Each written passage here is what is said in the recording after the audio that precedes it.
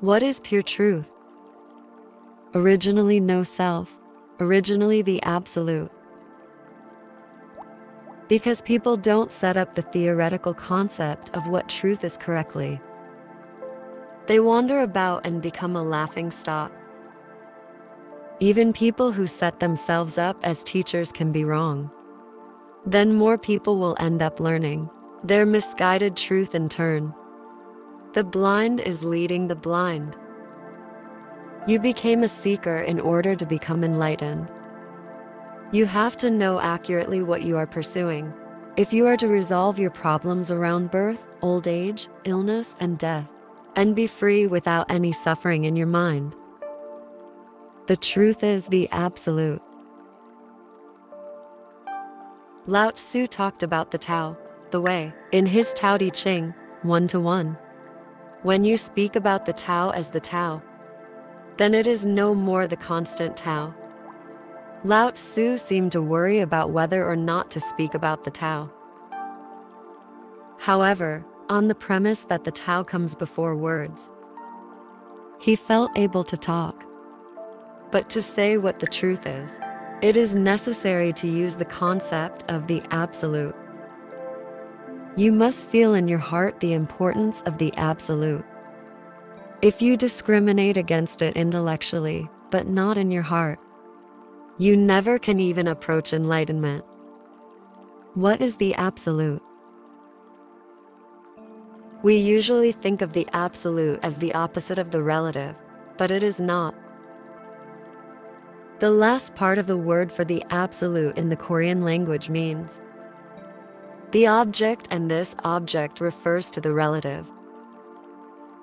The absolute means that the relative itself is disconnected. In order to be aware of something, we must exist relatively. That means both the seer and the seen must exist. If such relative cognition is not present, it is impossible to cognize relatively.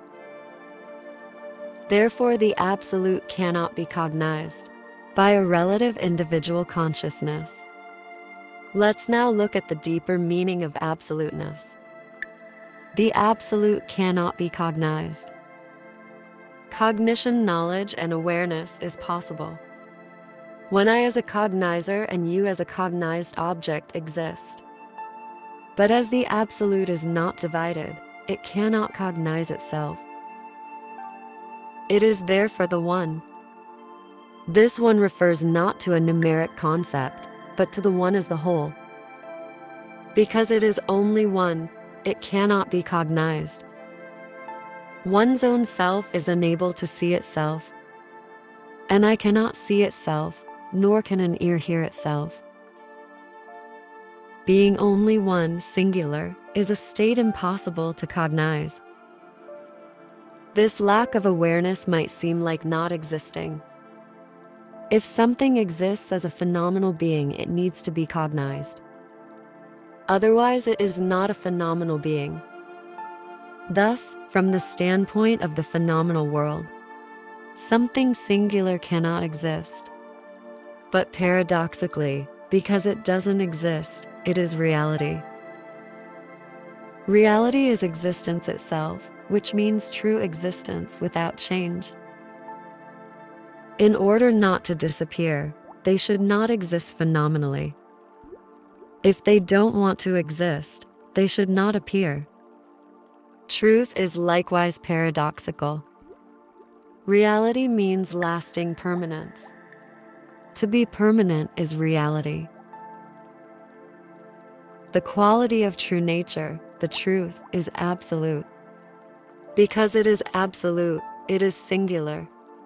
Relative cognition of that one is impossible, so it would seem not to exist in the phenomenal world. And in seeming not to exist, it is true existence. As impermanent things appear and disappear, they are all illusions. Therefore, simply speaking, true nature as truth, the absolute, never dies because it is never born in a relative phenomenal world. So it is permanent. After a beginning, an end is destined to follow. In the phenomenal world, all beings that are born, including humans, have to die. There is no exception. The Chinese King Qin, dictator in his world, sent servants to find an herb of eternal life, but he still ended up dead. He died because it was his destiny to die. What is born has no choice but to die. Even the universe must have an end because it began. That is the law of existence of the phenomenal universe of relativity. Beginnings and endings exist in pairs. That is the law of birth and death. To appear is to be destined to disappear. There does not exist no ending when there is beginning. And also there does not exist an ending if there is no beginning. Sakyamuni Buddha after enlightenment said, "I am freed from birth-death." People seem to think this is so simple, but it does not mean, I will not die. But rather, I am not born and also not dying. Sakyamuni Buddha was born and died clearly. Then what sort of enlightenment enabled him to say, I am freed from birth-death?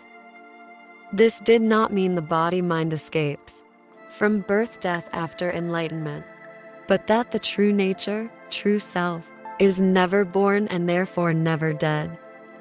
True self as the absolute truth is a permanent being itself, without birth-death. The absolute is permanent. It is everlasting because it has no beginning or ending, and no existence as a relative individual. No existing doesn't mean not existing in reality. But in the eyes of the world of relative phenomena, it does mean not existing. In view of the absolute truth, only this truly exists, and so it is called reality. Reality means existing in reality. Therefore, an apt metaphor for the absolute truth could be a circle. A circle is one whole and has no start or end. There is no starting ending point on a circle, but the circle itself exists. Because of circling without ending, it exists without start or end. In the case of emptiness, all things repeat the appearance-disappearance cycle endlessly within it. But appearing and disappearing is relevant to physical things, not to emptiness. Emptiness exists but is not cognized and has no start or end. So it is called true nature. Paul Tillich, a great theologian of Christianity, said that God is simply a religious symbol of the concerns of humankind. That because God is the ground of all beings is being itself. He doesn't exist. The absolute truth as found by Paul Tillich does not manifest itself, but is the foundation of all beings, all manifestations. In Christianity, this is called the absolute knowledge of God, personalized. But the absolute doesn't have to be so called, because it is not an individual being. The absolute is the fundamental root of the life phenomenon. In the manifested universe, all life, the phenomenal universe, is from the absolute. But as the absolute is not able to manifest itself and be cognized, it has to appear as relativity to manifest itself. All the key points are in the sentence above.